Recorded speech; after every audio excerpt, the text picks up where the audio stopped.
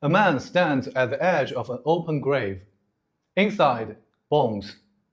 The person buried there had been dead for 10 years. He digs the corpse out. He raises the wimp. He brings it down. He does this 300 times. Then he stops, looks down, walks away. Not long before, the same man had led a foreign army through the city where he grew up. He had walked those streets as a child. He knew every gate, every market, every wall. He gave the order to advance anyway. The city burned. He destroyed the country he once called home. He opened the grave of his dead king. He called it justice. His name was Wu Zixu. This is the story of how a man came to destroy his own country. Not in a moment of madness, not for power, not for throne, but because 40 years earlier, a king made a decision, and one family paid the price.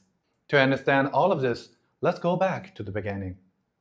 Ancient China, around 520 BC, the state of Chu was one of the strongest kingdoms in the world. Wu Zixu's father served the king. For decades, he had been one of the court's most trusted advisors.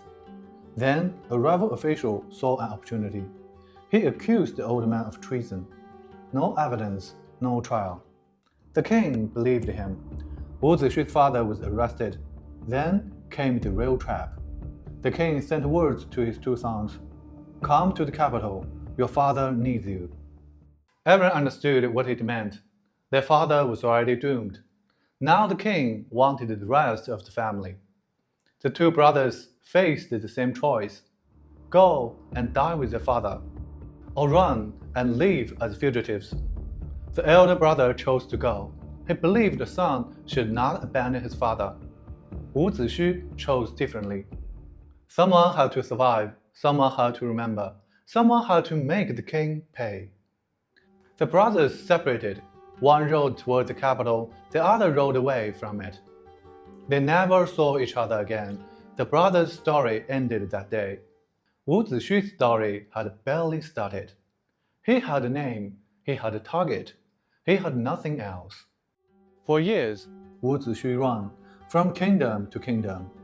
Everywhere he went, the influence of Chu raged ahead of him. Doors closed, allies turned him away.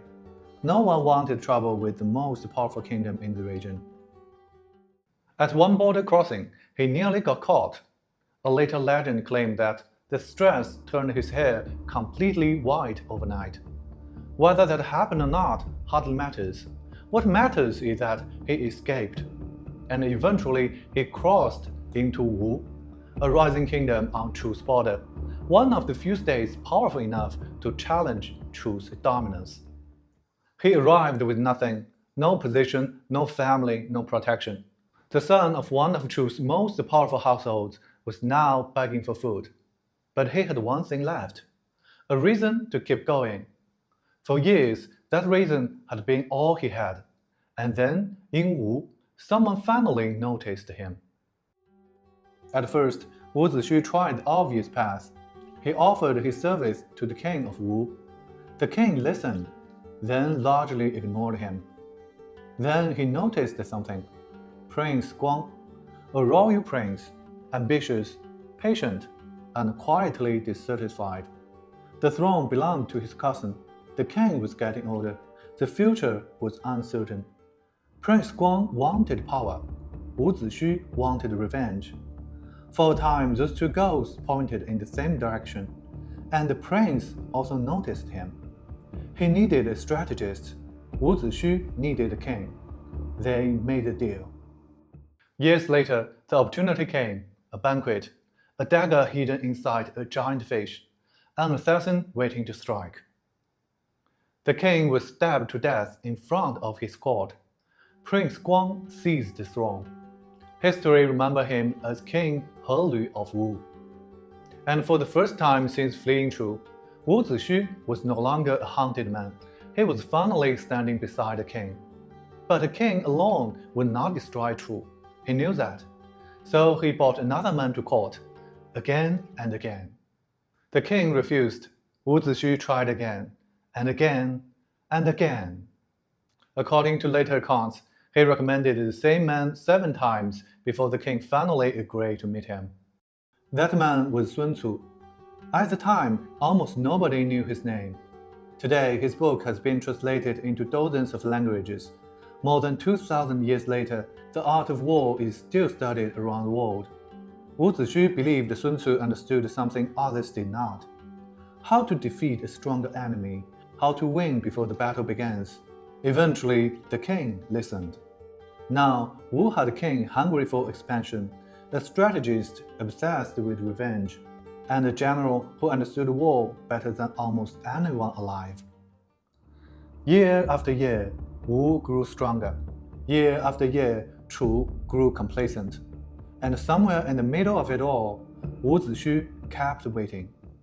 Not because he had forgiven, not because he had forgotten, because revenge had a timetable, and he intended to get it exactly right.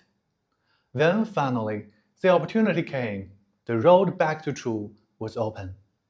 5 battles, 5 victories. Each one drove deeper into Chu. In 506 BC, the road home finally opened. When the Wu army finally advanced, the ruler of Chu fled the capital. The capital fell. For the people of Chu, it was a disaster. For Wu Zixu, it was the moment he had been moving toward for decades. He entered the city where he had grown up, not as the son of Chu, not as a fugitive, as a conqueror. Then he went looking for one thing: the king. The man who had ordered his father's death, the man who had destroyed his family. But he was too late. The king had died 10 years earlier. No execution, no battlefield death, no reckoning, just old age. So Wu Zixu did the next thing. He found the grave, opened it, and struck the corpse 300 times. For a moment, it looked like Chu was finished. Its capital had fallen, its ruler had fled, its armies had been shattered. The kingdom that had dominated the region for generations was on the edge of collapse. But then one man refused to accept its death. His name was Shen Baoshu, an old friend of Wu Zixu. The 2 men had once served the same country. Now they stood on opposite sides of his fate. While Wu Zixu marched with the army that broke Chu, his friend set out alone to save it. He traveled to the state of Qin.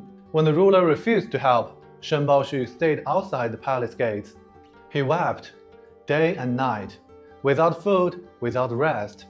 He cried for 7 days and 7 nights.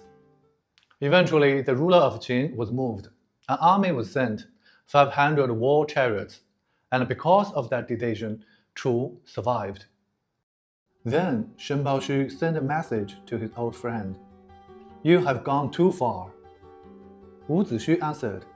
More than 2,000 years later, his reply is still remembered. "My road is too long, the day is too short, so I stopped caring about right and wrong." He did not deny what had happened: the dead, the ruined city, the innocent people caught in between. He knew the cost. He simply no longer cared enough to stop. For 40 years, revenge had been the center of his life. Everything else has become secondary. Now the revenge was complete. Chu was broken. His enemies were gone. He had finally reached the end of the road he had been walking since his father's death. What he did not know was that the most dangerous part of his story was still ahead. Then history intervened. The Qin army arrived. Chu survived. Wu was forced to withdraw. Wu Zixu had won his revenge, but he had not won peace. A few years later, the king of Wu died in battle. His son inherited the throne. Everything changed. The old king had trusted Wu Zixu, the new king did not. At first, the differences were small. Then they grew. Wu Zixu saw dangers ahead. The new king saw opportunities. Wu Zixu warned him again and again. The warnings became arguments. The arguments became resentment. The man who had once helped put a king on the throne was now being treated as a problem. An old man, a difficult advisor. A reminder of a past the new king no longer wanted. Then one day, a royal messenger arrived. He carried a sword. In ancient China, everyone knew what that meant. The king was ordering him to die. Wu Zixu understood immediately. Before carrying out the sentence, he made one final request. Take out my eyes, hang them above the eastern gate. I want to watch when this kingdom falls. Then he took the sword and ended his own life. His body was thrown into the river. The man who had spent decades helping build Wu was discarded like a criminal. Years later, everything he had warned about came true. Wu fell. The king who condemned him lived to see it. Wu Zixu did not. In the end, his story closed the same way it began. His father died because the king refused to listen. So did he. Different kingdoms, different kings, the same ending.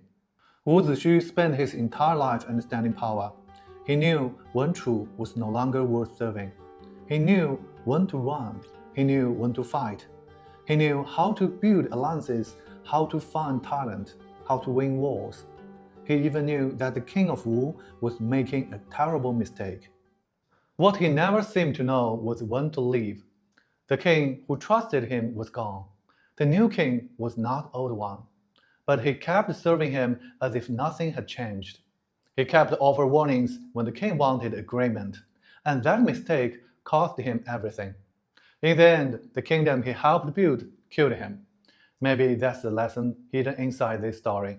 Not revenge, not war, but knowing when a chapter of life is over and having the courage to walk away.